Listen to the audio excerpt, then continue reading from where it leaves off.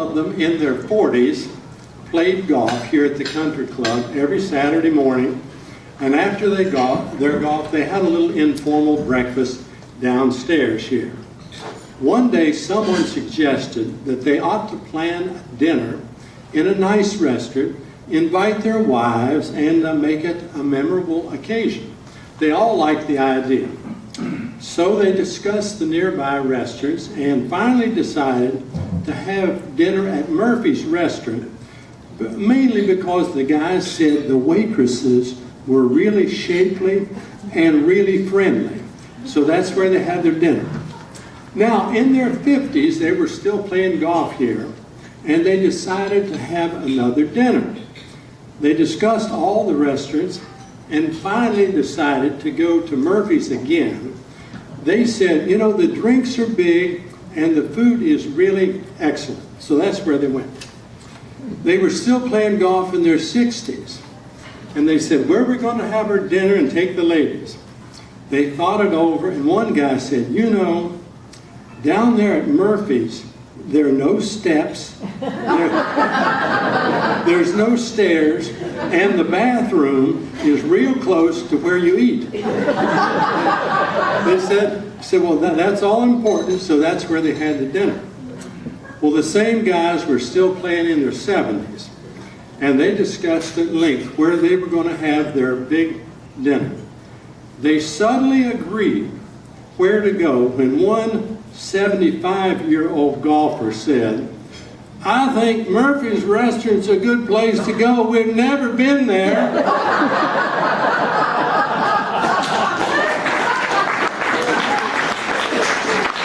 Okay. Well, I stole a good one. Did you say, you're up. Oh, I missed the joke. I told him not to tell me the joke because I wanted to hear it live. I missed it. I was in the bathroom. I would like to say a couple words on behalf of my sister Maggie and I about my father. My father has been very instrumental in my life. And there's about 5 things that really are remarkable about my father that I just want to take you through.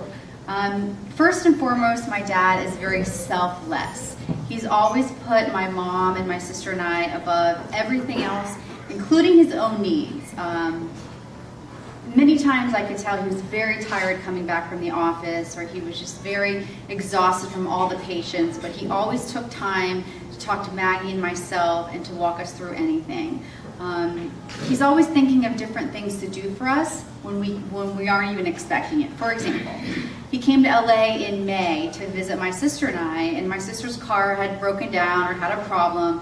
We were exhausted, we went to bed. We wake up the next morning and he says, oh, I've already taken your car to get it fixed. We're like, Dad, it's 9 a.m. You don't even live in this town. How do you even know where to take it? He had researched online, he had gone to an Audi body shop, he had paid for it, and he's driving it up to pick us up in my apartment saying it's fixed. We're like, wow, that is amazing. You need to live in LA. You could be our... like along those lines, I always joke, because I'm not a technical person at all. My dad is my IT manager, so if I have anything technical with my computer, my printer, he is the guy to call. My sister and I always laugh because he has all these different glasses on his desk in Fairfax, and we'll say, Dad, my necklace is all tangled up. It's been tangled up for days. He's like, let me put on my strong glasses and figure this out. So, like, it's like a surgery to him. He's like, got these little tools, and it's like an eye surgery to him. And he always presents us back to us, our nice necklaces, and we'll be in LA, and we're like, God, we need Dad with his strong glasses here. What are we going to do? We don't have anyone to help us. But that's just the kind of person he is.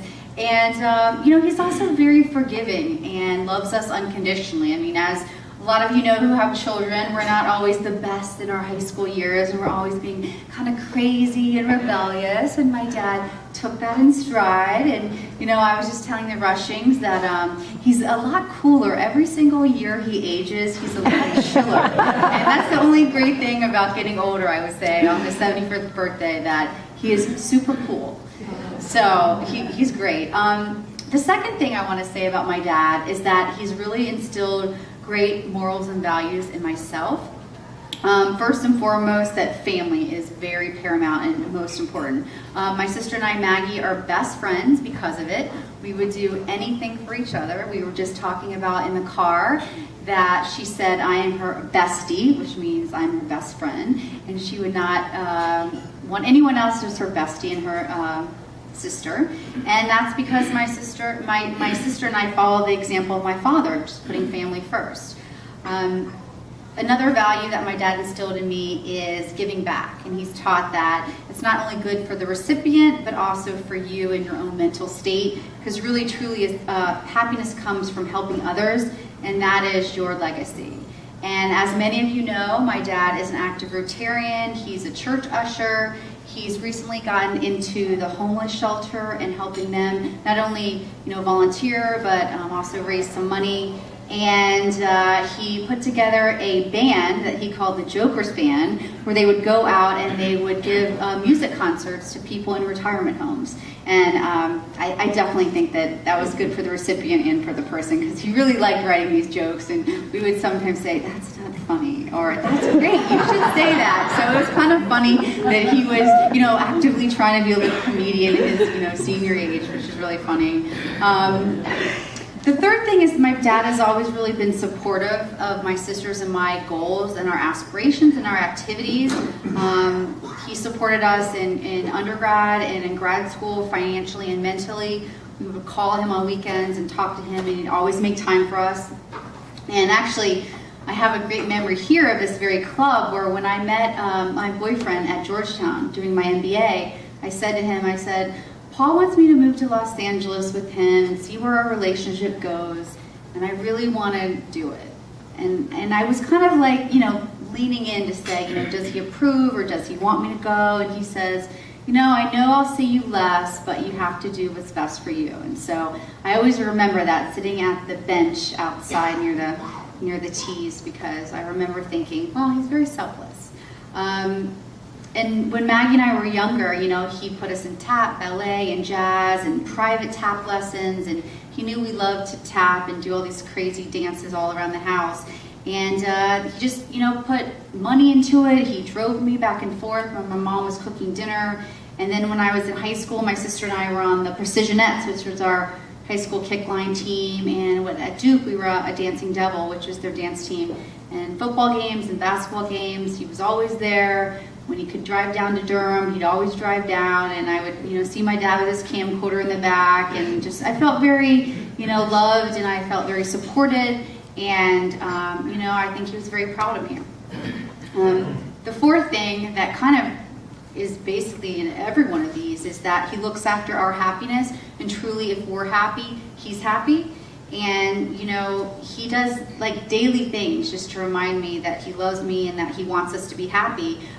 That same trip that he fixed Maggie's car, we were on my back patio, and I said, "Oh, Dad, there are these cute little birds. And I see these little, I don't even know, there's all this wildlife in my backyard, but I don't understand any of it, and I'd really like to get more involved with it." Well, within an hour, he had already gone to Amazon.com and found the exact binocular I needed to find the exact rotation. He said, "You need this and this and this." Oh my God, this sounds complicated. I don't even know if I can be a bird watcher anymore. But it was just really funny, because I just said, I want to learn about the birds, and within an hour I had already an order from Amazon.com coming to my house. So he just wants to make sure we're happy. And finally, I really look up to my dad, and he's a person to respect as well. He's very ambitious and career-driven, and he's taught me that's important. I feel like I'm very successful because of his values. As a lot of you know, and maybe some of you don't know, he's invented many instruments for eye surgery. He wrote a book on eye floaters. He and only one other person does this surgery nationwide. He's kind of built up his practice on this, and I take a little bit of responsibility because I did help him on some marketing on his website and a lot of his trade shows. I saw, this is not my speech, but I have to tell you this.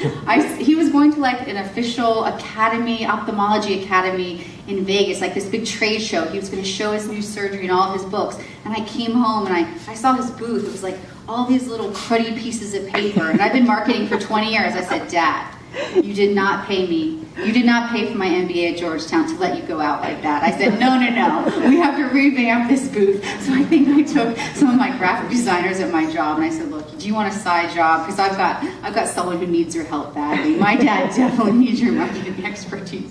So we put it together, this beautiful booth in Vegas, and he said it was great, and I overhauled his website. So I guess that it comes full circle because I helped him out in his practice. And, you know, he's also been teaching at Georgetown Medical Center for a while, and my mom was a teacher, and I think that inspired me because I actually taught marketing for 4 semesters out in Los Angeles, which was a great experience, and I think that, you know, what they do and what I see makes them happy. You know, I try to see if it will make me happy, which it does. And last but not least, he's totally got so many hobbies. He's got his ham radio table here, and he's got, you know, he does walking and golfing, and he does music and, you know, comedy on the side. And he's just, you know, a true Renaissance man. And I just really hope that my future husband or the future, you know, father of my children are as wonderful as him. But it's going to be very hard to top. And maybe that's why I'm not married. That's my excuse for the day.